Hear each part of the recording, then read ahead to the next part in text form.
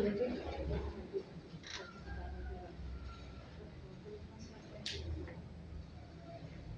sekarang apa dah? Ini kita ini. Apa bu? Mana dulu kita tak gawe sekadung mau macam-macam. Ketok bu. Enak lagi nih bu. Enak. Aku udah kenal. Lu gede sama cedek. Mau aku ya mau. Enak. Udah salah balen piye? Nggih. Enak. Iki soalnya dekne kita pasca kuliah ada bulan balen. Enak. Baik Bu Binti, kemarin kita sudah melaksanakan pra-observasi, kemudian observasi. Nah sekarang kita akan melaksanakan pasca observasi, yaitu dari observasi yang sudah kita lakukan kemarin ya. Kali ini nanti saya akan memberikan beberapa pertanyaan Bu tentang bagaimana hasil dari observasi yang Bu Binti lakukan kemarin Ibu. Yang pertama, bagaimana perasaan Bu Binti terkait menjalani kegiatan observasi yang dilakukan? Perasaan saya saat observasi, alhamdulillah baik Bu, dan juga saya di situ belajarnya berjalan dengan lancar, dan juga anak-anak aktif.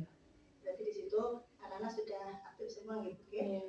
Kemudian Bu Binti bisa menceritakan Bu, area pengembangan apa yang dapat Bu Binti terapkan ketika pelaksanaan observasi kemarin Bu, beserta dengan tahapan apa saja?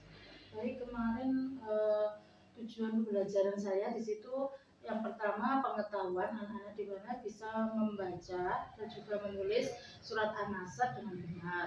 Terus di situ anak-anak juga mendemonstrasikan bacaan dari surat an-nasr di depan teman-temannya Bu. Berarti di situ anak-anak sudah dapat ya Bu dan bisa membaca surat an-nasr tersebut ya.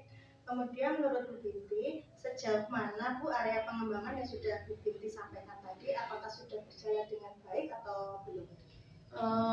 Sebenarnya sudah berjalan dengan baik, tapi masih ditemukan beberapa anak yang masih bersendagurau dengan temannya, ada yang masih bermain sendiri karena biasanya namanya juga anak kecil Bu ya, apalagi kelas 3. Jadi karena pengaruh teman-temannya yang mengajak bercanda gitu Bu ya. Kemudian menurut Bu Binti, kendala yang dialami ketika proses pembelajaran kemarin itu bagaimana?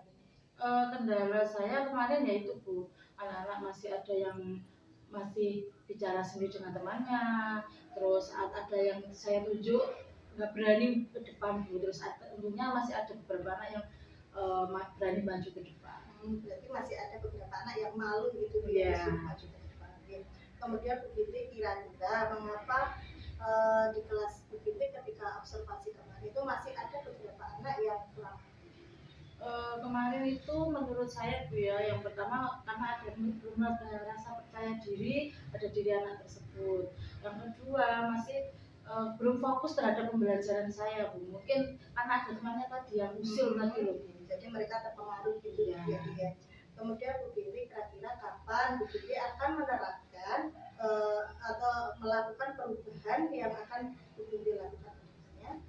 Saya akan mencoba merubah pembelajaran saya yang mana sebelumnya saya menggunakan banyak ceramah Bu ya. Nah di sini saya akan mencoba menggunakan berbagai media dan juga variasi mengajar di pertemuan yang akan datang. Mudah-mudahan apa yang Bu Binti realisasikan ini dapat memberikan dampak baik kepada anak-anak ya. Dan semoga pembelajaran selanjutnya pun juga dapat berjalan dengan aktif sesuai dengan yang kita inginkan ya. Selanjutnya di sini saya ingin meminta umpan balik dari pengajar praktek saya yaitu Bu Yusti. Monggo Bu. Terima kasih. Kemarin jenengan sudah melakukan praktik supervisi akademik melalui tahapan coaching ya Pak. Oke. Yang kemarin menjadi supervisornya Budi, berarti yang diobservasi Budi. Sekarang saya mau tanya ke Bu Binti, menurut jenengan melalui siklus supervisi akademik ini menggunakan teori coaching itu, jenengan yang kita refleksi SSCC. Apa yang harus jenengan hentikan dari yang sudah jenengan pelajari modul 2.3? Sebelumnya kalau supervisi akademik itu seperti ini, setelah supervisi dengan Bu Dwi, apa yang harus saya tinggalkan atau saya hentikan? Mungkin dari yang coaching tadi Bu ya, yang dihentikan belum ngomongin itu Bu. Apa ya? Ini masalah pembelajaran apa? Pembelajarannya ya. Mungkin di situ tadi kan saya masih menggunakan emosi saya Bu ya. Kadang kan jenis namanya anak kalau usil mesti gurunya jangan ramai ya. Di situ mungkin saya harus lebih bersabar apabila ada salah satu murid saya apalagi yang menjahili temannya tadi Bu ya. Nah, itu mungkin yang saya hentikan dalam pembelajaran yang akan datang. Selain kontrol emosi, nah jenengan bisa menerapkan juga budaya positif. Jadi ketika mau pembelajaran dimulai, anak-anak kita ingatkan kembali bahwa setiap pembelajaran ini nanti semuanya harus saling menghormati, saling menghargai begitu. Jadi ketika ada guru menjelaskan apa yang harus dilakukan murid, gitu. Jika kita menghormatinya seperti apa, gitu. Jadi itu nanti bisa mengarahkan peserta didik kita atau murid-murid kita itu menjadi lebih merdeka, mampu mengontrol emosinya sendiri dan gurunya pun juga seperti itu.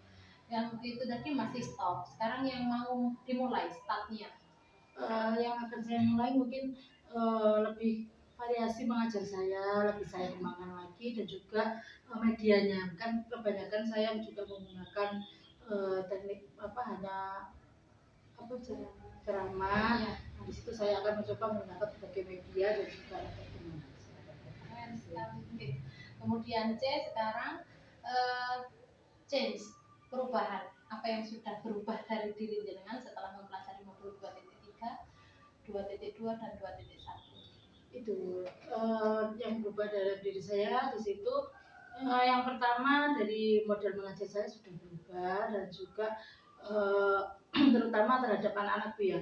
Di situ yang dulunya mungkin saya kalau ada anak sedikit marah, saya berusaha menggali bertanya dengan temannya, apalagi kita mencari solusi kan bisa lewat bercoaching dengan temannya, mencari solusi terutama dengan calon CGP ya Bu Dwi itu, Bu bagaimana sih saya mengalami kendala di kelas, nah saya menggunakan coaching dengan rekan saya. Terakhir stop sudah, startnya juga sudah, change juga sudah. Sekarang continue, apa yang akan jenengan lakukan secara terus menerus setelah ini? Saya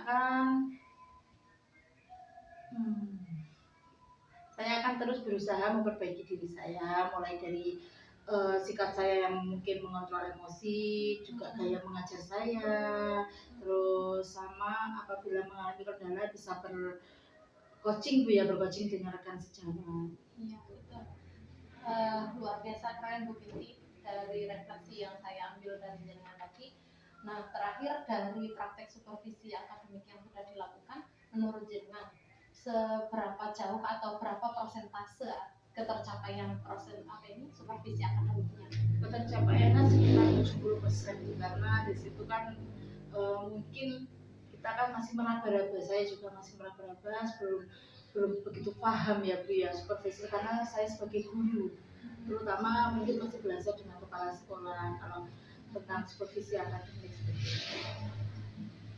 Tapi kalau menurut saya ini 4 kali dari saya sudah luar biasa sekali. Jenengan sudah dari apa yang jenengan sampaikan tadi saya cukup memahami, sudah ada perubahan budaya positif di kelasnya, strategi diferensiasinya juga ada, coachingnya juga sudah masuk. Jadi menurut saya ketercapaiannya malah 78%. Luar biasa sekali. Itu saja 4 kali dari saya. Pesan saya, apa yang sudah kita pelajari bersama ini jangan sampai terhenti, kita lakukan terus. Kita harus bergerak dan menerapkan, bukan hanya dari diri kita, rekan sejawat dan juga murid kita. Terima kasih Bu Yusti atas umpan baliknya untuk kita. Sekian proses pasca observasi yang saya lakukan.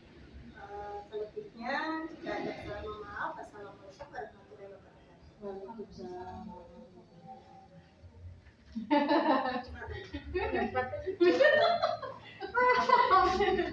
Sudah luar biasa keren sekali. Aku gak tahu apa